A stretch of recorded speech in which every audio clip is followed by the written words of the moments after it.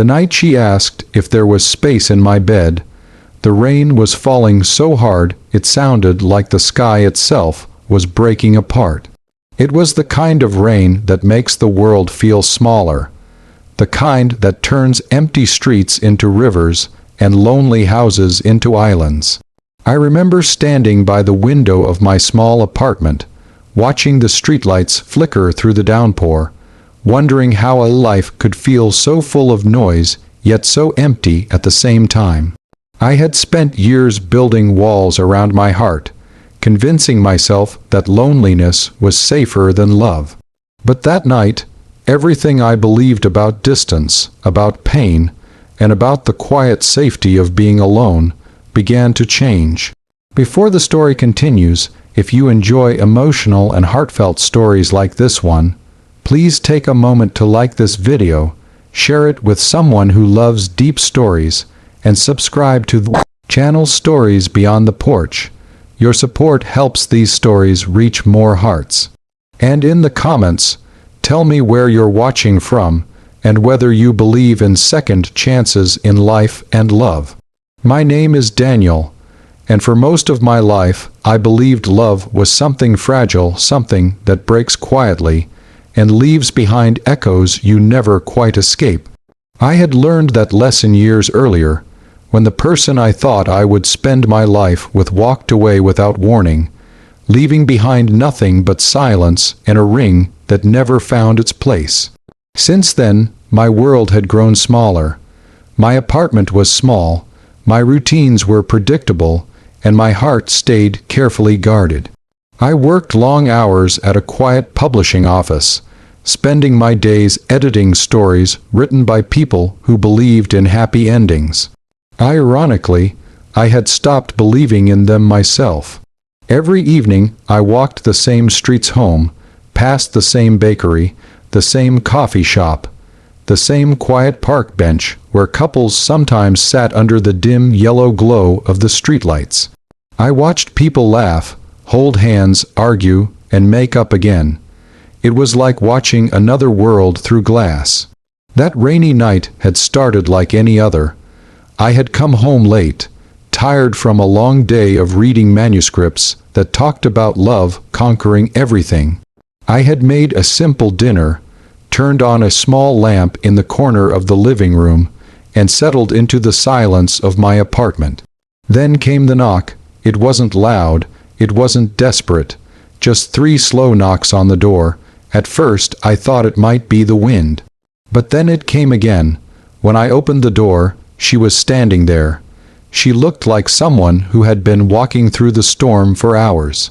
Her dark hair clung to her face, soaked with rain, and her coat was dripping water onto the hallway floor. Her eyes were tired, but there was something in them that caught my attention immediately, a quiet strength hidden behind exhaustion. Her name, I would later learn, was Emily. That night she simply looked at me with a soft, uncertain expression and asked if she could come inside for a moment because the rain had caught her by surprise. Something about the way she stood there, half hopeful, half embarrassed, made it impossible for me to say no. So I stepped aside. The apartment suddenly felt different with another person in it, warmer somehow, even though she was shivering from the cold rain outside. I gave her a towel and a cup of tea, and she sat quietly at the small kitchen table, holding the warm mug between her hands like it was the first comfort she had felt in a long time. At first we barely spoke. The rain outside filled the silence, but slowly the conversation began to grow. She told me she had been traveling between cities, trying to start over after a difficult chapter in her life. She didn't go into details, and I didn't ask. Sometimes you can see someone's pain without needing the full story. There was a strange familiarity between us, like 2 strangers who somehow understood each other's quiet battles. Hours passed before either of us realized it. The rain showed no sign of stopping. The last buses had already stopped running, and the streets outside were flooded. She looked toward the window, then back at me with an awkward smile. That was when she asked the question that would change everything. She wondered if there might be space in my bed for the night, just until the storm passed. For a moment, the room went completely still. It wasn't a bold question. It wasn't flirtation. It was simply honest, spoken by someone who had nowhere else to go. I looked at her, really looked at her, and something inside me shifted. For years I had kept my heart locked away because I was afraid of losing someone again. But standing there in that quiet apartment, listening to the storm outside and seeing the fragile courage in her eyes, I realized something I had never admitted to myself before. Loneliness wasn't protecting me, it was slowly erasing me. So instead of answering her question the way she expected, I asked one of my own. I asked if she would stay forever. The moment hung between us like a fragile thread. She laughed softly at first, thinking it was a joke. But when she saw that I wasn't smiling, something in her expression changed. Not fear, not disbelief, something deeper. Something hopeful. Of course, no one promises forever in a single night. Life doesn't work that way. But sometimes, the smallest moment can open a door to a future neither person expected. Emily stayed that night. And the next morning, the rain stopped.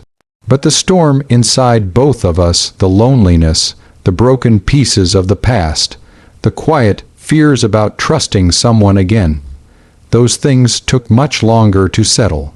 Over the weeks that followed, Emily and I slowly built something neither of us had planned.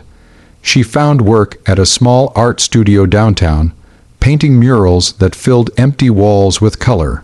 I continued my work at the publishing office, but suddenly my evenings felt different.